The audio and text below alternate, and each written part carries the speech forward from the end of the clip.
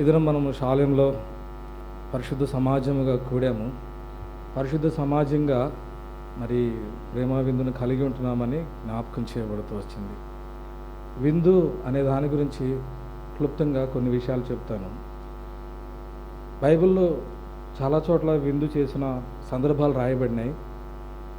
ఒక 4 సందర్భాల్లో చూసినప్పుడు మనకు విందుని గురించి మనకి ఏ విషయాలు జ్ఞాపకం చేయబడతాయో మనం చూడొచ్చు.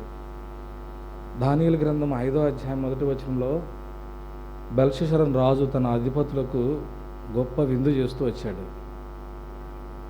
ఆయన విందు చేసుకుంటే బాగానే ఉండేది. ఆయన అధిపతులందరూ కూడా ఆ ద్రాక్షారసం పానం చేస్తూ సంతోషిస్తే బాగానే ఉండేది. కానీ ఆయన ఏం చేసినాడంటే, ఆయన యెరూషలేము నుంచి తీసుకురాబడిన దేవుని మందిరంలో ఉన్న బంగారు పాత్రలు ఉపకరణాల్లో వారు ద్రాక్షారసం పోసుకొని త్రాగుతూ దేవతలను విగ్రహాలను వాళ్ళు స్తుతిస్తూ చేస్తూ వచ్చారు. ఆ విందు ఎంతో విలాసవంతంగా ఉన్నది. ఆ విందు జరుగుతున్నప్పుడు ఆ రాజు చూస్తూ ఉండగానే ఒక చెయ్యి వచ్చింది, గోడ మీద ఒక మాట రాస్తూ వచ్చింది. మేనే టేకల్ ఫార్సిజం అనే మాట రాయబడుతూ వచ్చింది. అది చూసినప్పుడు ఆ రాజుకి ఎంతో భయం కలుగుతూ వచ్చింది. దీని అర్థం ఏంటో తెలుసుకోవాలనుకుంటూ వచ్చాడు. కలవరపడుతూ వచ్చాడు. కాళ్ళు గజగజ వణికిపోతున్నాయి. దాని అర్థం తెలియదు. అప్పుడు దాకా సంతోషంగా ఉన్న వాళ్ళు ఒక్కసారిగా పరిస్థితి అంతా మారిపోయింది. కలవరము, భయము, వణికిపోతూ ఉన్నాడు. ఎందుకు? విందులో సంతోషం ఉంటుందిగా. విందు ప్రారంభించినప్పుడు సంతోషంగానే ఉన్నారు, ఆనందంగానే ఉన్నారు, అందరూ కూడా చాలా సంతోషంగా ఉన్నారు. కానీ ఆ విందు ముగించే సమయానికి కలవరము, భయము, ఆందోళన, మరణ భయము కలుగుతూ వచ్చింది. పిల్లరా, ఆ విందుని గురించి మనం ఏం చెప్పుకోవచ్చు అంటే, అది లోకంలో వాళ్ళకి ఎంతో విలాసవంతంగా సంతోషంగా కనబడే విందులాగా ఉండొచ్చు, వాళ్ళకి ఆనందాన్ని ఇచ్చే విందులాగా కనబడవచ్చు. కానీ అక్కడ దేవుడు లేడు, దేవునికి స్థానం లేదు. దానియేలు చెప్తాడు, నీ ప్రాణము నీ సకల మార్గంలో ఎవరి యందు వశమన్నదో ఆ దేవుని నువ్వు గణపరచలేదు. దేవుని గణపరచలేదు. అక్కడ దేవునికి స్థానం లేదు, దేవుని భయం లేదు. ఇలాంటి విందులు ఈ లోకంలో ఈ దినాన చాలా చోట్ల చాలా ప్రదేశాల్లో జరుగుతూ ఉన్నాయి. దేవుని లేని విందులు, దేవునికి స్థానం లేని విందులు, దేవునికి ఘనత లేని విందులు, దేవుని పట్టించుకొని విందులు. ఉదాహరణకు కొన్ని రోజుల క్రితం మనం చూస్తూ అమెరికాలో లాస్ ఏంజల్స్లో అక్కడ ఆ స్థలంలో మనం చూసినప్పుడు నో గాడ్ సిటీ అంట, దేవుడు లేని నగరము. అట్లాగే అయిపోయింది అది. నో గాడ్ సిటీ, దేవునికి మార్కులు లేవంట. వాళ్ళ విందు ఎంతో విలాసవంతంగా ఉన్నది. వాళ్ళు విందు జరుపుకుంటూ వచ్చినారు, సంతోషిస్తూ వచ్చారు. అది లోకంలో ఉన్న విందు, దేవుని భయం లేని విందు, దేవునికి ఘనత లేని విందు, దేవునికి స్థానం లేని విందు, దేవుని వాక్యానికి స్థానం లేని విందు. ఇలాంటి విందులు ఆరంభంలో సంతోషంగానే ఉంటాయి, కానీ ముగింపులో మాత్రం చాలా దుఃఖంగా ఉంటాయి, చాలా దుఃఖసాహితంగా ఉంటాయి. కాబట్టి ఈ దినం ప్రబిడలంగా ఈ దినమైనా ఎప్పుడైనా కూడా మనం కలిగి ఉండే విందులు అవి వేరు, అవి ప్రత్యేకమైనవి. అవి దేవుడు మనతో ఉండి మనం చేసుకునే విందులు. మొట్టమొదటిగా చూస్తే దేవుని వాక్యంలో ఆదికాండము 21వ అధ్యాయం 8వ వచనం. బైబిల్లో చూసినప్పుడు 21వ అధ్యాయం 8వ వచనం, ఆ పిల్లవాడు పెరిగి పాలు విడిచెను, ఇస్సాకు పాలు విడిచిన దినమందు అబ్రహాము గొప్ప విందు చేసెను. లూకాసు వార్త 15వ అధ్యాయం 23వ వచనం. లూకాసు వార్త 15వ అధ్యాయం 23వ వచనం. ఏం రాయబడింది అక్కడ? లూకాసు వార్త 15వ అధ్యాయము, మనము తిని సంతోషపడదాము. కాబట్టి అక్కడ ఏం జ్ఞాపకం చేయబడుతుంటే, అక్కడ తండ్రి విందు చేశాడు, ఇక్కడ తండ్రి కూడా విందు చేశాడు. అక్కడ కుమారుడు పాలు విడిచాడు, ఇక్కడ కుమారుడు తప్పిపోయి దొరికాడు. ఇద్దరు కూడా విందు చేస్తూ వచ్చారు. కారణం ఏంటంటే తండ్రికి సంతోషం కలుగుతూ వచ్చింది. కుమారుడు దేవుడిచ్చినాడు. 25 సంవత్సరాల తర్వాత వాగ్దానం నెరవేర్చబడుతూ వచ్చింది. దేవుడు వరపుత్రుడిగా ఇచ్చినాడు. అబ్రహాం యొక్క సంతోషానికి, ఆనందానికి అవధులు లేవు.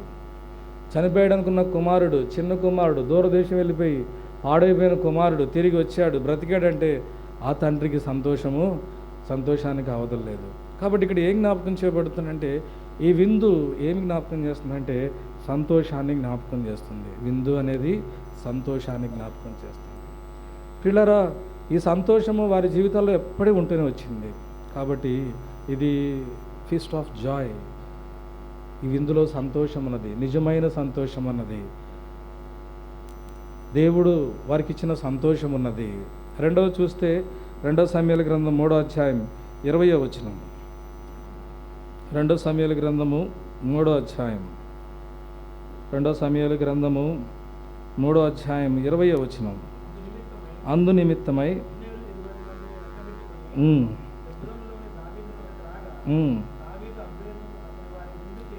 దావీదు సౌలు పక్షం వహించిన అబ్నేరు తన వారందరికీ కూడా తన ఇంటికి వచ్చినప్పుడు విందు చేయించాడు.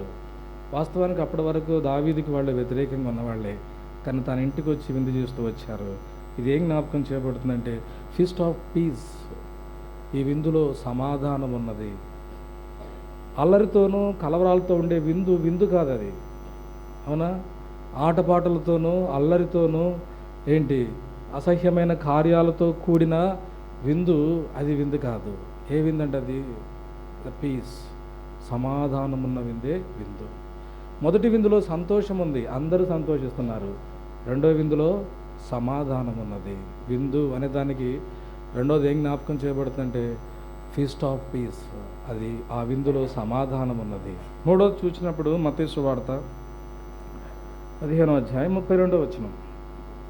మత్తయి సువార్త 15వ అధ్యాయం 32వ వచనం. అంతటా యేసు తన శిష్యులను పిలిచి, ఈ జనులు నేటికి 3 దినముల నుండి నా యొద్దనున్నారు. వారికి తిననేమీ లేదు కనుక వారి మీద కనికరపడుచున్నాను. వారు మార్గంలో మూర్ఛపోదురేమో అని వారిని ఉపవాసంతో పంపేయటకు నాకు మనసు లేదని వారితో చెప్పగా, ఆ తర్వాత యేసుప్రభు వారు వారికి 7 రొట్టెలను ఆశీర్వదించి పంచిచ్చినప్పుడు 7,000 మంది అక్కడ తింటూ వచ్చారు. అక్కడ మరి అనేకులు తిని తృప్తి పొందినట్లుగా మనం చూడగలుగుతాం అన్నమాట. 7 గంపలు అక్కడ మరి ఎత్తినట్లుగా మనం చూడగలం. ఇది కూడా విందే. ఈ విందు ఏమిటంటే యేసుప్రభు వారు ఆ గొప్ప జన సమూహాన్ని ప్రేమించాడు. ఆయన దగ్గరికి వచ్చి ఆయన మాటలు వింటున్న వారు సమయం తెలియకుండా ఆకలి అవుతున్నా కూడా ఆయన దగ్గరే ఉన్నారు. వాళ్ళని నేను ఉపవాసంతో పంపించను. యేసుప్రభుకు మనసు లేదంట. యేసుప్రభు వారిని చూసినప్పుడు కనికరపడ్డాడంట. ఏం చూశాడంట? వారికి ఆకలి ఉంది, కానీ దేవుని వాక్యం వినే ఆసక్తి ఉన్నది. గమనించాడు, నేను వీళ్ళని పోషించాలి, వీళ్ళకి నేను భోజనం పెట్టాలి, వీళ్ళ కడుపు నింపాలి, వీళ్ళ ఆకలి తీర్చాలి. ఇది యేసుప్రభుకున్న ప్రేమ. ఇది feast of love. This is the love feast, ప్రేమ విందు. దీంట్లో ఏముంటుందంటే సంతోషం ఉంటుంది, సమాధానం ఉంటుంది, ప్రేమ ఉంటుంది. ఈ 3 ఉన్నదే ప్రేమ విందు. ఈ 3 మనము యేసుప్రభు ద్వారా పొందాము. యేసుప్రభులోనే మనము ఆ విందును ఆరగిస్తున్నాము. కాబట్టి ఇటువంటి ప్రేమ మొట్టమొదటి చదువుకున్న విందులో లేదు. ఇటువంటి సంతోషము మొట్టమొదటి చదువుకున్న ఆ విందులో లేదు. ఇటువంటి సమాధానము ఆ విందులో లేదన్నమాట. మనం జరుపుకునే ఈ ప్రేమ విందులో మన ప్రభు మనకిచ్చిన, మన ఎడలో చూపించిన ప్రేమ, సంతోషము, సమాధానములు ఈ విందులో ఉన్నాయి. కాబట్టి ప్రియులారా, లోకంలో ఎవ్వరూ ప్రేమించినంతగా ప్రభు మనల్ని ప్రేమించాడు. ఏది కూడా ఇవ్వలేనంత సంతోషం ఆరాధన వర్తమానంలో అన్న చెప్తూ వచ్చాడు. ఏది కూడా మనను సంతోషింపచేయలేదు. యేసు ప్రభు ద్వారానే ఆయన ఇచ్చిన సంతోషము, ఆనందమే నిజమైన సంతోషం, ఆనందము. లోకంలో దేని ద్వారా కూడా మనము సమాధానాన్ని అనుభవించలేం, కానీ మన ప్రభు సమాధానమునకు కర్త. ఆయన అల్లరికి కర్త కాదు. కాబట్టి ఆయన మూలంగా మనం ఆ సమాధానాన్ని అనుభవిస్తున్నాం. కాబట్టి లవ్ ఫీస్ట్, సంతోషము, నిజమైన సంతోషము, నిజమైన సమాధానము, నిజమైన ప్రేమ, ఈ 3 కలిగిందే ప్రేమ విందు. కాబట్టి మనం చదువుకున్న ఈ భాగంలోకి వస్తాము. మనం చదువుకున్న భాగం యోహాను సువార్త 2వ అధ్యాయం. ఈ భాగంలో మనం చూస్తూ వచ్చినప్పుడు వివాహం జరిగింది. పెండ్లి కుమార్తె, విందు ప్రధాని మరియా, అలాగే యేసుక్రీస్తు ప్రభు వారు, శిష్యులు అందరూ చేరి వచ్చారు ఇక్కడికి. ఇక్కడ మనం చూస్తూ వచ్చినప్పుడు ద్రాక్షారసం అయిపోయింది. ద్రాక్షారసం అయిపోయినప్పుడు యేసు ప్రభు దగ్గరికి మనం వెళుతూ వచ్చింది. అందరి దృష్టి యేసు ప్రభు మీదకి మళ్ళింది. యేసు ప్రభు వారు అక్కడ నీళ్ళను ద్రాక్షారసంగా చేస్తూ వచ్చాడు. ఈ చదువుకున్న భాగంలో మనకు 3 రకాల ద్రాక్షారసాలు కనబడుతున్నాయి. 3 రకాల ద్రాక్షారసాలు కనబడుతున్నాయి. మొట్టమొదటి ద్రాక్షారసము పెండ్లి ఇంటివారు తయారు చేసిన ద్రాక్షారసము. దానికి మంచి ద్రాక్షారసం అని పేరు పెట్టుకోవచ్చు.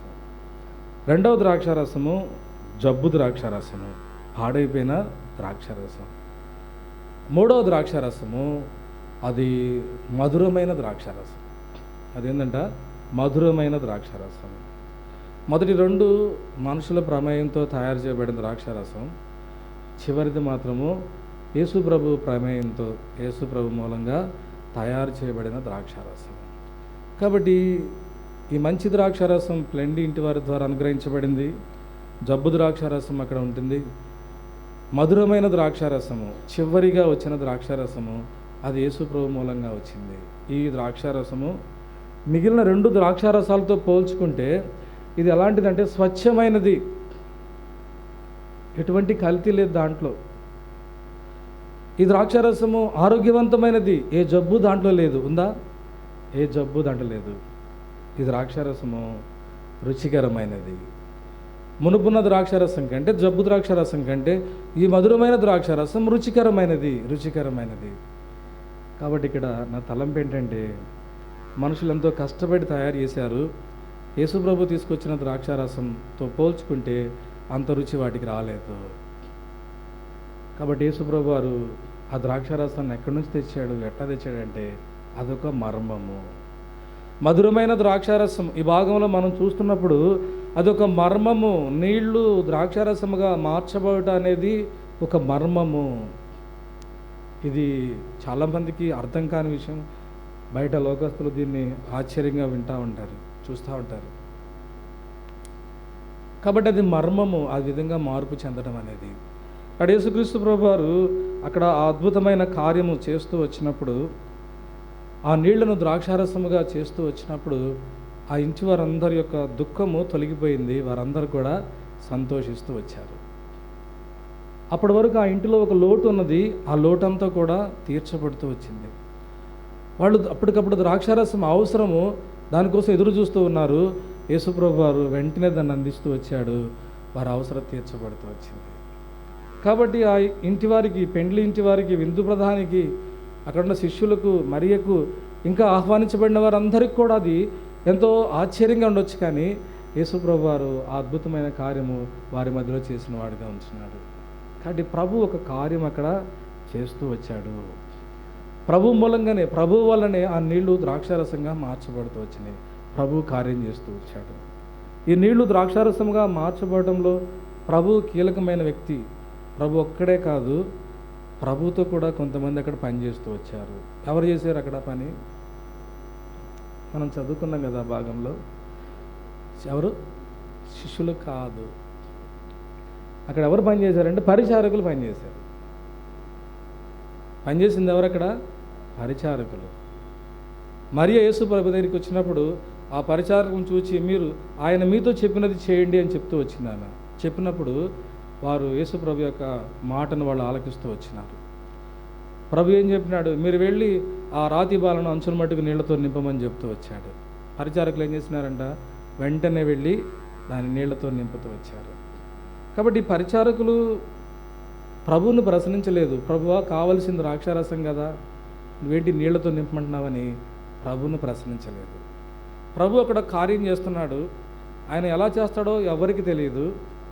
కానీ ఒక కార్యం జరిగింది. ఆయనకు సహకరించిన వారు ఎవరు, పని చేసిన వారు ఎవరు అనంటే పేరు లేని పరిచారకులు, గుర్తింపు లేని పరిచారకులు. వాళ్ళ పేర్లు రాయబడలేదు అక్కడ, గుర్తింపు లేదు అక్కడ. కానీ వాళ్ళు ప్రభువుకు సహకరిస్తూ వచ్చారు. వాళ్ళు ప్రశ్నించలేదు. ప్రభువును ప్రశ్నించని పరిచారకులు ప్రభు ఒక అద్భుతమైన కార్యం చేయడానికి అక్కడ వారు సహాయపడుతూ వచ్చారు. ప్రభువుని ఎప్పుడు కూడా మనము ప్రశ్నించకూడదు.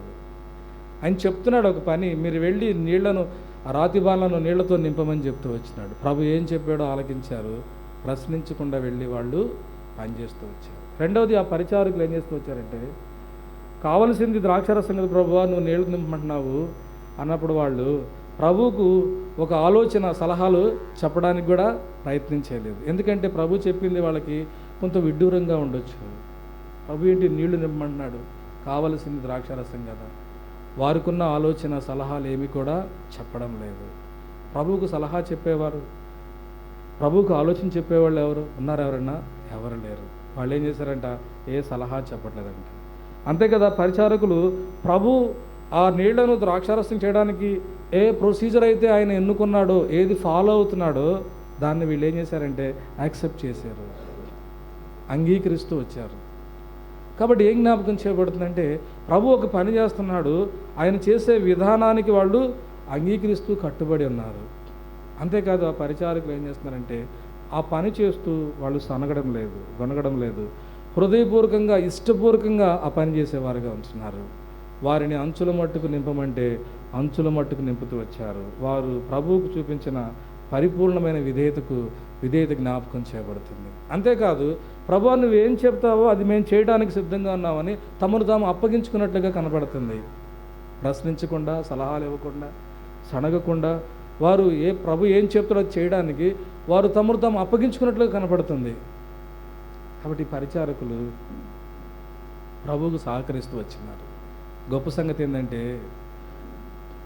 ఆ నీళ్లను ముంచి తీసుకుని వెళ్ళినప్పుడు ఈ ద్రాక్షారసం ఎక్కడి నుంచి వచ్చిందో అన్న సంగతి ఎవరికి తెలియదు. కానీ ఎవరికి తెలుసంట? పరిచారకులకు మాత్రమే తెలుసు. ఇప్పుడు మర్మము ఎవరికి బయలుపరచబడింది? నీళ్లు ద్రాక్షారసంగా మార్చబడతాం అనేది ఒక మర్మం అయితే, ఆ మర్మము ఎవరికి బయలుపరచబడిందంటే పెండ్లి కుమారుడికి కాదు, విందు ప్రధానికి కాదు, అక్కడున్న శిష్యులకు కాదు, అక్కడున్న మరిక కాదు, కానీ అప్పటి వరకు పనిచేస్తున్న సామాన్యులు, పరిచారకులని పిలువబడుతున్న పనివారికి ఆ మర్మం బయలుపరచబడింది. వీళ్ళరా, ఇక్కడ నా తలంపు ఏంటంటే, దేవుని కార్యములు మర్మయుక్తమైనవి, దేవుని ఆలోచనలు, ఆయన ప్రణాళికలు మర్మయుక్తమైనవి, ఆయన సంగతులు, ఆయన చేసే విషయాలు అవి మర్మయుక్తమైనవి. వాటిని గ్రహించాలంటే చాలా సింపుల్, సులువైంది. ఒకటి, ఆయన్ను ప్రశ్నించకుండా ఉండడము. రెండవది, ఆయనకి సలహా చెప్పకుండా ఉండటము. ఆయన ఏం చేస్తున్నాడో దానికి కట్టుబడి ఉండటము, ఆయనకు అప్పగించుకోవటము. ఇంకా చెప్పాలంటే వాళ్ళు నమ్మారు ప్రభువుని. ఎట్లాగైనా ప్రభు ద్రాక్షారసం చేస్తాడు, ఎట్లా చేస్తాడో తెలియదు, గొప్ప విశ్వాసం కలిగి ఉన్నారు. కాబట్టి ఈ అనుభవాలతో వాళ్ళు ప్రభువుతో కలిసి ఆ పని చేస్తూ వచ్చారు. బయటికి మధురమైన ద్రాక్షారసం వచ్చింది. ఈ పరిచారకులుండ అనుభవాలు వ్యక్తిగతంగా మన జీవితంలో ఎవరికి వాళ్ళని కలిగి ఉంటే ప్రతి దినము మధురమైన ద్రాక్షారసాన్ని పానం చేస్తాము, దాని రుచిని చూస్తాము, ఆ మధురమైన ద్రాక్షారసం ఇచ్చే ఆరోగ్యాన్ని అనుభవిస్తాము, ఆ ఆత్మీయమైన ఆరోగ్యాన్ని మనం అనుభవిస్తాము, ఆ మధురమైన ద్రాక్షారసం ఇచ్చే ఆ సమాధానాన్ని మనం అనుభవిస్తాము, వ్యక్తిగతంగా, కుటుంబంలో, సంఘములో. కాబట్టి ఎవరు పరిచారకులు కలిగి ఉన్న అనుభవాలు కలిగి ఉంటారో వారు వ్యక్తిగతంగా నిజంగా దేవుని ప్రేమను అనుభవిస్తూ ఉంటారు, దేవుని సంతోషాన్ని అనుభవిస్తారు, దేవుని యొక్క సమాధానాన్ని అనుభవిస్తారు. ఆ సంఘములో కూడా ఈ మధురమైన ద్రాక్షారసము ప్రవహించేదిగా ఉంటుంది. కాబట్టి ప్రియులరా, తలంపు ఏంటంటే, ఈ పరిచారకులు మనకు ఒక విషయాన్ని నేర్పుతున్నారు. ఏంటంటే, మా వలె మీరుండండి, మీకు దైవ మర్మము బయలుపరచబడుతుంది. మా వలె మమ్మల్ని మీరు అనుసరించండి, మీకు దైవ మర్మము బయలుపరచబడతా ఉంటుంది, దేవుని కార్యములు మీకు బయలుపరచబడతా ఉంటాయి. Simple obedience, simple faith. ప్రతిదీ కూడా సులువుగా చిన్నవి, పెద్దవైనవి ఏం కాదు. అవి వాటిని అనుసరించడం ద్వారా వారు మాత్రమే కాదు, ఆ వివాహానికి వచ్చిన వారు అందరూ కూడా ఆ మధురమైన ద్రాక్షారసం యొక్క రుచిని అనుభవిస్తూ వచ్చినారన్నమాట. కాబట్టి ఈ యొక్క మధురమైన ద్రాక్షారసము మనకు ఎలాగో వస్తుందంటే, ఇదిగో ఈ విధంగా పరిచారకుల వలె మనం ప్రభువుకు అందుబాటులో ఉంటూ, సమీపంగా ఉంటూ, విశ్వాసంతో సులువుగా ఆయన మాటకు విధేయత చూపుతూ ఆయన చెప్పినట్లు చేస్తే అటువంటి అనుభవాన్ని మనం కలిగి ఉన్నాం. కాబట్టి ఇప్పుడు మనం చెప్పుకున్న ఈ భాగంలో ఒక్క మాటను బేస్ చేసుకొని 2 భాగాలుగా చెప్పేసి 2 ముగిస్తాను. మరియా యేసుప్రభు వారి వైపు ఆ పరిచారకులను చూపించి, ఆయన మీతో చెప్పున్నది చేయండి, ఆయన మీతో చెప్పున్నది చేయండి. ఆయన ఏం చెప్పాడో వాళ్ళు చేశారు, ఒక అద్భుతం జరిగింది. కాబట్టి ప్రభువు చెప్పినట్లు చేయటం వలన ఒక అద్భుతము, ప్రభు చెప్పినట్లు చేయటం వలన ఒక అవసరం తీర్చబడుతుంది, ప్రభు చెప్పినట్లు చేయటం వలన ప్రభువుకు మహిమ కలుగుతూ ఉంది. కాబట్టి ఆయన మీతో చెప్పున్నది చేయడి. ఆయన చెప్పింది అంటే దాని అర్థం ఏంటి? నేను చెప్పింది కాదు, అంటే మరియా నేను చెప్పింది కాదు మీరు చేయవలసింది, ఆయన మీతో ఏం చెప్తున్నాడో అదే చేయండి. కాబట్టి ప్రియులరా, 2 భాగాలుగా చెప్తాను, 4-5 వచనాలు చూపించి ముగిస్తాను. ఆయన మనతో చెప్పింది చేస్తే ఏంటి ప్రయోజనం, ఆయన మనతో చెప్పింది చేయకపోతే ఏమిటి నష్టము, ఈ 2 విషయాలను జ్ఞాపకం చేసుకొని ముగించుకుందాం.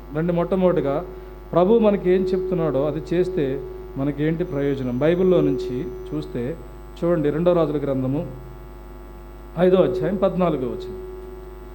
2వ రాజుల గ్రంథము 5వ అధ్యాయం 14వ వచనం.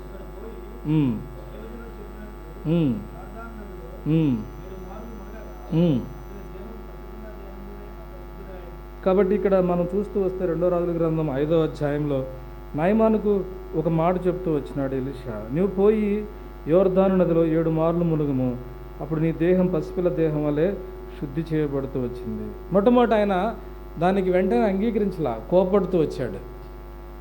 మా దేశంలో నదులు లేవా అనుకుంటూ వచ్చాడు. ఆ చెప్పింది చేయడానికి కొంత అహం అనేది ఆయనకు అడ్డం వచ్చింది.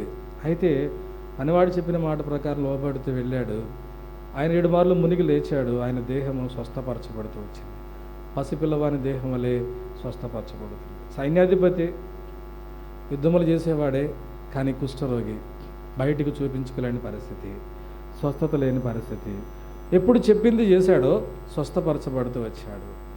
కాబట్టి దేవుడు లేకపోతే దైవజనుడు అతనితో చెప్పిన మాట అతను చేయటం వలన అతని వ్యక్తిగతమైన అక్కర తీర్చబడింది. దేవుడు మనతో చెప్పింది మనం చేస్తూ వచ్చినప్పుడు మన వ్యక్తిగతంగా ఏ అక్కర కలిగి ఉన్నామో ఆ అక్కర దేవుడు తీర్చేవాడుగా ఉంటాడు, అది మనము చేయటం వలన. ఇప్పుడు ఎలీషా చెప్పినది కష్టమైందా, ఖర్చుతో కూడిందా? లేదు, చాలా సులువైంది. నువ్వు వెళ్ళి యోర్దాను నదిలో 7 మార్లు మునుగు అన్నాడు. స్వస్థపరచబడుతూ వచ్చాడు. కుష్ఠరోగము చూచినప్పుడు ఎంతో అసహ్యంగా ఉంటుంది. ఎవరు కూడా సమీపించరు, స్నేహం చేయరు, అతనితో కలిసి మాట్లాడరు, దూరంగా ఉంచుతారు.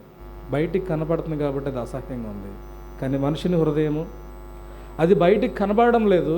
ప్రతి మనిషిని హృదయం ఎలా ఉందంటే అసహ్యమైనదిగా ఉన్నది, ఘోరమైన వ్యాధి కలిగిందిగా ఉంటుంది, భయంకరమైన పాపం నింపబడి ఉన్నది.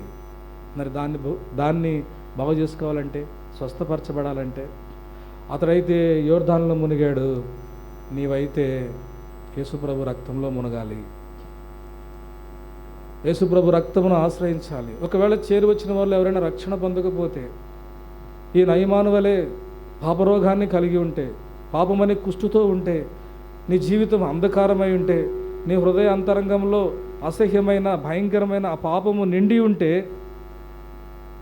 యేసుప్రభు రక్తము నిన్ను స్వస్థపరిచేదిగా ఉంటుంది, నిన్ను బాగు చేసేదిగా ఉంటుంది, కడిగేదిగా ఉంటుంది, నీకు గొప్ప రక్షణ దయచేసేదిగా ఉంటుంది. యేసుప్రభు నీతో చెప్పే మాట ఏంటంటే, నువ్వు చేయవలసింది ఏంటంటే, యేసుప్రభు నేను పాపిని, నన్ను కరుణించుము, నన్ను క్షమించమని ఒక మాట చెబితే నీ పాపరోగము స్వస్థపరచబడుతుంది, నీ హృదయం పరిశుద్ధపరచబడుతుంది, నీ హృదయంలో దేవుని ప్రేమ కుమ్మరించబడుతుంది, నీ హృదయంలో చెప్పనాశక్యమైన మహిమాయుక్తమైన సంతోషము నింపబడుతుంది, నీ హృదయము సమాధానంతో నింపబడుతుంది. యేసుప్రభును కలిగి ఉండలేదా? యేసుప్రభుని రక్షకుడిగా స్వీకరించలేదా? పాపంలోని సంతోషిస్తున్నావా? బెల్షస్సర్ రాజు వలె లోకంలో ఆనందిస్తున్నావా? పాపంలోనే మరి జీవిస్తున్నావా? ఒకసారి ఆలోచించు. యేసుప్రభు నిన్ను అడుగుతున్నాడు, నీతో చెప్తున్నాడు, నా కుమారుడా, నా యుద్ధకు రా, నీ పాపం ఒప్పుకో, క్షమాపణ కోరు, నేను క్షమిస్తాను, నీ హృదయాన్ని శుద్ధిపరుస్తాను, పవిత్రపరుస్తాను. ఇంతకు ముందు ఎన్నడూ అనుభవించని ప్రేమ, ఇంతకు ముందు ఎన్నడూ నువ్వు అనుభవించని సంతోషము, ఇంతకు ముందు ఎన్నడూ కూడా అనుభవించని గొప్ప సమాధానము నేను నింపుతాను. కాబట్టి ఆయన మనతో చెప్పింది చేస్తే మన వ్యక్తిగతమైన అక్కర తీర్చబడుతుంది. నయమాను అక్కర తీర్చబడినట్లుగా దేవుడు నీతో ఏం చెప్తున్నాడో అది నువ్వు చేయటి ద్వారా నీ వ్యక్తిగతమైన అక్కర తీర్చబడుతుంది. రెండవదిగా మనం చూస్తే మొదటి రాజుల గ్రంథం 17వ అధ్యాయం, మొదటి రాజుల గ్రంథం 17వ అధ్యాయము 13వ వచనం, 17, 13. మొదటి రాజుల గ్రంథము 17వ అధ్యాయం 13వ వచనము. అప్పుడు ఏలియా ఆమెతో ఇట్లా, నేను భయపడవద్దు, పోయి నీవు చెప్పినట్లు చేయము, అయితే అందులో నాకు ఒక చిన్న అప్పం మొదలు చేసి నా యొద్దకు తీసుకొని రాము, చెప్పినట్లు చేయము. అయ్యా, కొంచెమే పిండి ఉంది, కొంచెమే నూనె ఉంది, అవి అప్పాలు చేసుకొని తిని మేము చనిపోదాం అనుకుంటున్నాం, నేను నా బిడ్డ అంటే ఏలియా అంటున్నాడు, నువ్వు పోయి చెప్పినట్లుగా చేయి, ఆయన మీతో చెప్పినట్లుగా చేయి. ఇప్పుడు ఏలియా చెప్పినట్లుగా చేయడానికి ధైర్యం ఉంటుందా అంటే ధైర్యం ఉండదు సహజంగా. ఏదో కొంచెం ఆహారం ఉంది, తినాలనుకుంటున్నాం, ఈయన కోసం అడుగుతున్నాడని. ఆయనను ఆమె నమ్ముతూ వచ్చింది, ఆయన మాట నమ్మింది, ఆయన చెప్పినట్లు చేస్తూ వచ్చింది. భూమి మీద వర్షం కురిపించేంత వరకు ఆ తొట్టిలో పిండి అయిపోలేదు, బుడిలో నూనె అయిపోలేదు, సర్వ సమృద్ధి అనుగ్రహించబడుతుంది. తాను తన ఇంటి వారందరూ కూడా ఆహారం తింటూ వచ్చారు. ఆయన మీతో చెప్పినది చేయడి. ఆమెకు ఏలియా చెప్పాడు, చెప్పినట్లు చేస్తూ వచ్చింది. ఇక్కడ ఏం చేయబడుతూ వచ్చిందంటే కుటుంబం యొక్క అక్కర తీర్చబడుతూ వచ్చింది. ఒక కుటుంబము ఆకలితో చనిపోకుండా, నశించిపోకుండా ఏం చేయబడిందంట, ఆ కరువు దినాలంతా కూడా ఆ కుటుంబం యొక్క అక్కర తీర్చబడింది. ఒకటి, ఆయన మీతో చెప్పినది చేయటం వలన వ్యక్తిగతమైన అక్కర తీర్చబడుతుంది. ఆయన మీతో చెప్పినది చేయటం వలన కుటుంబం యొక్క అక్కర తీర్చబడుతుంది. మూడో చూస్తే యోహాను సువార్త 2వ అధ్యాయం 10వ వచనంలో మనం చూస్తే, ప్రతి వాడును మొదట మంచి ద్రాక్ష రసం పోసి జనులు మత్తుగా ఉన్నప్పుడు జబ్బు రసం పోయిను, నీవైతే ఇదివరకు నువ్వు మంచి ద్రాక్షారసం ఉంచుకొని ఉన్నావని అతనితో చెప్పాను. కాబట్టి మంచి ద్రాక్షారసం వారికి అనుగ్రహించబడుతూ వచ్చింది. అంటే వారికి, ఆ ఇంటి వారికి అక్కడ కావలసిన ద్రాక్షారసం ఇవ్వబడింది కాబట్టి వారి అక్కర తీర్చబడింది. కాబట్టి ఈ పరిచారకులు, పనివారు, మరి వాళ్ళకు బంధువులో ఎవరో తెలియదు, కానీ వాళ్ళు యేసుప్రభు చెప్పినట్టు చేయటం వలన ఇతరుల అక్కర తీర్చబడింది. మన దేవుడు చెప్పినట్లు చేయటం వలన మనం ఎరుగని వారి యొక్క అక్కర తీర్చబడతాయి, పరిచయం లేని వారి అక్కర తీర్చబడుతుంది, అన్యుల యొక్క అక్కర తీర్చబడుతుంది. దేన్ని బట్టంట? యేసు ప్రభు చెప్పిన మాట చేయటం వలన దేవుని బిడ్డలంగా, దేవుని నమ్మిన వారంగా ఆయన మనతో ఏం చెప్తున్నాడో అది మనము చాలా సులువుగా లోబడి చేయటం ద్వారా ఏం జ్ఞాపకం చేయబడుతుందంటే ఇతరుల యొక్క అక్కర తీర్చబడుతుంది, వ్యక్తిగతమైన అక్కర తీర్చబడుతుంది, కుటుంబం యొక్క అక్కర తీర్చబడుతుంది. మూడవదిగా చూస్తూ వస్తే ఇతరుల అక్కర తీర్చబడేదిగా ఉంటుంది. కాబట్టి నాలుగవదిగా మనం చూస్తూ వస్తే చూడండి, మత్తయి సువార్త 14వ అధ్యాయం 16వ వచనం. మత్తయి సువార్త 14వ అధ్యాయం 16వ వచనం.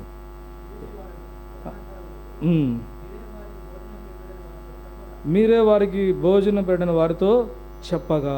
కాబట్టి యేసుప్రభువారు వారికి చెప్తూ వచ్చాడు, మీరే వారికి భోజనం పెట్టాలని. వారు భోజనం పెడుతూ వచ్చారు. ఏం చేయబడిందంట? గొప్ప సమాజం యొక్క అక్కర తీర్చబడుతుంది. కాబట్టి ఒక సింగిల్ పర్సన్ లేదా కొద్దిమంది ప్రజలు దేవుని మాట చెప్పినట్లుగా చేయటం ద్వారా ఏం చేయబడుతుందంటే అనేకుల యొక్క అక్కర తీర్చబడుతుంది, గొప్ప సమాజం యొక్క అక్కర తీర్చబడుతుంది. దేవుని సంఘంలో ఉన్న మనం ఎప్పుడైతే దేవుడు చెప్పినట్లుగా మనం చేస్తున్నామో, మన ప్రభు మనకు ఆజ్ఞాపించినది చేస్తున్నామో, అప్పుడు ఏం చేయబడుతుందంటే రిమైనింగ్ రెస్ట్ ఆఫ్ మిగిలిన వాళ్ళందరి యొక్క అవసరత తీర్చబడేదిగా ఉంటుంది. సింపుల్ అన్నమాట. కాబట్టి ఇక్కడ వ్యక్తిగతంగా ఒక వ్యక్తి యొక్క అక్కర తీర్చబడుతుంది ప్రభు చెప్పినట్లు చేయటం వలన. రెండవది, ప్రభు చెప్పినట్టు చేయటం వలన కుటుంబం యొక్క అక్కర తీర్చబడుతుంది. మూడవది, ఇతరుల యొక్క అక్కర తీర్చబడుతుంది. నాలుగవదిగా సమాజం యొక్క అక్కర తీర్చబడుతుంది. ఇంకా చెప్పాలంటే మత్తయి సువార్తలో యేసుక్రీస్తు ప్రభు వారిని పన్ను కట్టమన్నప్పుడు యేసుప్రభు వారు పేతురుతో అంటాడు, నువ్వు సముద్రానికి వెళ్ళి గాల వేయి, మొదట వచ్చిన చేప యొక్క నోరు తెరిచి చూడు, ఒక షెకెల్ ఉంటుంది, నీకు నాకు పన్ను కట్టమన్నాడు. నమ్మొచ్చా, వెళ్ళొచ్చా, గాలం వేయొచ్చా అంటే ఎన్నో ప్రశ్నలు వస్తాయి, ఎన్నో అనుమానాలు వస్తాయి. కానీ పేతురు వెళ్ళాడు, చేశాడు. ప్రభు చెప్పినట్లు పేతురు చేస్తూ వచ్చాడు. మన ప్రభు యొక్క అక్కర కూడా తీర్చిన వారంగా ఉంటున్నాం. ఆయన మీతో చెప్పినది చేయండి, ఆయన మీతో చెప్పినది చేయటం వలన మన ప్రభు యొక్క అక్కర కూడా మనము తీర్చే వారంగా ఉంటున్నాం. ఈ విధంగా ఆయన మీతో చెప్పినది చేయటం వలన వ్యక్తిగతంగా, కుటుంబంగా, ఇంకా బయట ఇతరుల విషయంలో కానీ, సంఘం విషయంలో కానీ, ప్రభు అందరి విషయాల్లో కూడా అక్కర తీర్చే వారంగా ఉంటున్నాం ఆయన చెప్పినట్లు మనము చేయటం వలన. ఇది మొదటి భాగం. రెండవదిగా మనం చూస్తే ఆయన చెప్పినట్లు చేయకపోతే ఏమవుతుంది? చెప్పినట్లు చేస్తే అన్నీ కూడా మనకు లాభదాయకంగా ఉన్నాయి, ప్రాఫిటబుల్గా ఉన్నాయి, ప్రయోజనకరంగా ఉన్నాయి. ప్రభు చెప్పినట్లు చేయకపోతే, అక్కడ పరిచారకులు చెప్పినట్టు చేయలేదు అనుకోండి, ద్రాక్షారసం వచ్చేదా? వచ్చేది కాదు. ప్రభు మహింపరచబడేవాడా? మహింపరచబడేవి కాదు. అక్కడ వచ్చిన వారందరూ కూడా అవమానం తిరిగి వెళ్ళిపోయేవాళ్ళు. సంతోషం ఉండేదా? ఉండేది కాదు. కాబట్టి ప్రభు చెప్పినట్లు చేయకపోతే, దేవుడు చెప్పినట్లు చేయకపోతే ఏం జరుగుతుందంటే మనకి ఫస్ట్ ఉదాహరణ ఎవరు కనబడతారంటే ఆదామే కనబడతాడు. ఆదికాండం 3:11 దేవుడు అంటాడు ఆదాముతో, నువ్వు ఆ యొక్క చూడండి ఆదికాండము 3వ అధ్యాయం 11వ వచనంలో, అందుకైనా నీవు దిగంబరవని నీకు తెలిపిన వాడేవాడు, నువ్వు తినకూడదని నేను నీకు ఆజ్ఞాపించిన వృక్షఫలం తింటివా అని అతను అడిగాను. కాబట్టి నేను నీకు ఆజ్ఞాపించాను ఏమని, ఆ వృక్ష ఫలాలు తినకూడదని. ఏం చేసినాడంట, తినేశాడు. అంటే ప్రభువు చెప్పింది చేయలేదు, ఏం జరిగింది, గొప్ప నష్టం వచ్చింది. అవునా? ఏం నష్టం కలిగిందంట, ఆదాము దేవుని యొక్క మహిమను కోల్పోయినాడు, దేవునితో ఉన్న సావాసాన్ని కోల్పోయినాడు, దేవుడిచ్చిన జీవాన్ని కోల్పోయినాడు, దేవుడిచ్చిన స్వారూప్యాన్ని కోల్పోతూ వచ్చినాడు, దేవుడిచ్చిన అధికారాన్ని కోల్పోతూ వచ్చినాడు, అతనుకున్న ఏదైనా స్వేచ్ఛ స్వాతంత్రాలు కోల్పోయినాడు, బయటికి నెట్టివేయబడినాడు. సమకూర్చుకోగలిగిన నష్టమేనా ఇది? ఎంత నష్టం. తినొద్దు అన్నప్పుడు తినకుంటే బాగుండేది అనుకుంటాను, కానీ తిన్నాడు. ఏమైందంట, గొప్ప నష్టం వచ్చింది. ఆయన మీతో చెప్పినది చేయడి, ఆయన మీతో చెప్పింది చేస్తే ఇటువంటి నష్టాన్ని అనుభవించే వాళ్ళం కాదు. కాబట్టి ప్రభు యొక్క జీవాన్ని, ప్రభు యొక్క మహిమను, ప్రభు యొక్క స్వారూప్యాన్ని, ప్రభుతో ఉండే అన్యోన్యమైన సహవాసాన్ని, ప్రభు ఇచ్చిన అధికారాన్ని, సమస్తాన్ని ఆదాం కోల్పోతూ వచ్చాడు. ఇది రెండవ భాగంలో మొట్టమొదటిది. రెండవదిగా మనం చూస్తూ వస్తే 3 సమూయేలు గ్రంథం రెఫరెన్స్లు తీయని టైం అవుతుంది. 15వ అధ్యాయం 24వ వచనంలో, 2 సమూయేలు 7:15లో సౌలు గురించి రాయబడింది. దేవుడు తన ఇశ్రాయేలు మీద రాజుగా నియమించాడు, కానీ తను చెప్పింది చేయని కారణాన్ని బట్టి అతను ఏం చేయబడ్డాడంటే కృపను కోల్పోతూ వచ్చినాడు. కృప దూరం అయిపోయిందంట సౌలుకి, దేవుని చేత కొట్టివేయబడుతూ వచ్చాడంట. ఇంకా చెప్పాలంటే ఆయన రాజ్యం ఆయన చేతిలోంచి లాగివేయబడింది, తీసివేయబడుతూ వచ్చింది. సౌలు చేసిన పాపము దావీదు చేసిన పాపంతో పోల్చుకుంటే పెద్దదిగా కనపడవచ్చు, భయంకరంగా కనపడకపోవచ్చు, కానీ సౌలు పొందిన నష్టము సౌలు తిరిగి సమకూర్చుకోలేకపోతూ వచ్చాడు. దావీదు చేసిన పాపము ఎంతో భయంకరమైనప్పటికీ కూడా దావీదు సమకూర్చుకుంటూ వచ్చాడు. ఏంటి వ్యత్యాసం అంటే, సౌలు పశ్చాత్తాపడలేదు, దావీదు పశ్చాత్తాపడ్డాడు. ఎంతగా పశ్చాత్తాపడ్డాడో, దావీదు పాపం చేసినప్పుడు దేవుడు ఎంత మనసు నొచ్చుకొని బాధపడ్డాడో అంతగా దావీదు పశ్చాత్తాపడుతూ వచ్చాడు. సౌలులో పశ్చాత్తాపం రాలేదు, తప్పు తర్వాత తప్పు చేస్తూ వచ్చాడు. ఆయన మీతో చెప్పినది చేయుడి, చేయలేదు, అలాగా గొప్ప నష్టాన్ని పొందుతూ వచ్చాడు. ఆదాము అక్కడ కోల్పోతూ వచ్చాడు, సౌలు కోల్పోతూ వచ్చాడు. ఇంకా చెప్పాలంటే సంఖ్యాకాండం మనము 20వ అధ్యాయం 8, 11, 12 వచనాల్లో మోషేని గురించి రాయబడుతూ వచ్చింది, అహరోను గురించి రాయబడుతూ వచ్చింది. ఆ బండతో మాట్లాడుతూ రమ్మన్నప్పుడు ఇశ్రాయేలు పిల్లలకు నీళ్లు రప్పించినట్లుగా ఆ బండను కొడుతూ వచ్చాడు. దేవుడు అంటాడు, మిమ్మల్ని నేను కనాను దేశానికి తోడుకొని పోను. ఐగుప్తు నుంచి నడిపించిన నాయకుడు, 40 సంవత్సరాలు ఇశ్రాయేలును నడిపించిన నాయకుడు ఏమైందంట, కనాను దేశానికి చూసే అవకాశము లేకుండా పోయింది. ఆయన మీతో చెప్పినది చేయడు. బండతో మాట్లాడితే బాగుండేది కదా, ఆయన చెప్పినట్లుగా చేస్తూ వస్తే ఆయన కూడా ప్రవేశించేవాడు కదా. నేను మిమ్మల్ని తోడుకొని పోను. ఆయన చెప్పినట్లు చేయబడడం వలన ఆ నష్టం సంభవించినట్టుగా చూడండి. చివరిదిగా మార్క్సు వార్త 10వ అధ్యాయంలో ఒక వ్యక్తి యవనస్తుడు యేసుప్రభు దగ్గరికి వచ్చాడు, నిత్య జీవం పొందాలని కోరుతూ వచ్చాడు. యేసుప్రభు ఒక మాట చెప్తాడు, ఈ ఆజ్ఞలన్నీ కూడా నువ్వు అనుసరించాలంటే చిన్నప్పటి నుంచి నేను చేస్తూ వచ్చానంటాడు. యేసుప్రభు వారు అంటాడు, అయితే నీకు ఆస్తిని అమ్మి బీదలకు ఇచ్చి నన్ను వెంబడించమన్నప్పుడు అతడు ధనవంతుడు కనుక మిక్కిలి దుఃఖపడుచు వ్యసన పడుతూ వెళ్ళినట్టు రాయబడుతూ వచ్చింది. ఏం పోగొట్టుకున్నాడైనా? నిత్య జీవాన్ని పోగొట్టుకున్నాడు. మరలా యేసుప్రభు దగ్గరికి రాలేదు, ఆయన నిత్య జీవాన్ని పోగొట్టుకున్నాడు. యేసుప్రభు చెప్పింది ఆయనకి ఎంతో కష్టంగా ఉంది. ఆజ్ఞలు కష్టంగా ఉంటాయి, భారంగా ఉంటాయి, కానీ యేసుప్రభు చెప్పిన మాట చాలా తేలికైంది, సులువైనది. నీ ఆస్తిని అమ్మి బీదలకు ఇచ్చి నన్ను వెంబడించమన్నాడు. అది చేయలేక ఆయన నిత్య జీవాన్ని పోగొట్టుకున్నాడు. ప్రియులారా, నా తలంపు ఏంటంటే, ఆయన మీతో చెప్పినది చేయండి. ఆయన మీతో చెప్పినది చేయటం వలన మీకును వ్యక్తిగతంగా, మీ కుటుంబాలకును, మీ సమాజానికి, ఇతరులకు కూడా అదెంతో లాభదాయకంగా, మేలుకరంగా ఉంటుంది. ఆయన మీతో చెప్పినది చేయకపోవటం వలన వ్యక్తిగతంగా నష్టపోతాము, కుటుంబంగా నష్టపోతాము, అంతేకాదు సమాజంగా నష్టపోతూ ఉంటాము. అన్ని విషయాల్లో కూడా కోల్పోయే వారికి ఉంటాము. ప్రభు యొక్క ఒక అద్భుతమును మనం చూడాలంటే, కానాలో ప్రభు చెప్పినట్లుగా వాళ్ళు చేస్తూ వచ్చారు. వాళ్ళు ఆ మధురమైన ద్రాక్షారసాన్ని చూస్తూ వచ్చారు, దాన్ని త్రాగుతూ వచ్చారు, అనుభవిస్తూ వచ్చారు. షాలెంలో మధురమైన ద్రాక్షారసం ప్రవహించాలి. ఎవరు కావాలి దానికి? పరిచారకులు కావాలి. ఎలాంటి పరిచారకులు కావాలి? 2వ అధ్యాయంలో ఉండే పరిచారకులు కావాలి. మధురమైన ద్రాక్షారసం ఏం జ్ఞాపకం చేస్తుంది? నిజమైన ప్రేమను, నిజమైన సంతోషాన్ని, నిజమైన సమాధానాన్ని. ఈ మూడు కలిగి ఉన్న సంఘంలో మధురమైన ద్రాక్షారసం ప్రవహిస్తుంది. ఈ మూడు కలిగి ఉన్న కుటుంబంలో మధురమైన ద్రాక్షారసం ప్రవహిస్తుంది. వాటిని అనుదినము మనము అనుభవించే వారంగా ఉంటాం. ప్రభు మనకు సాయం చేయండి.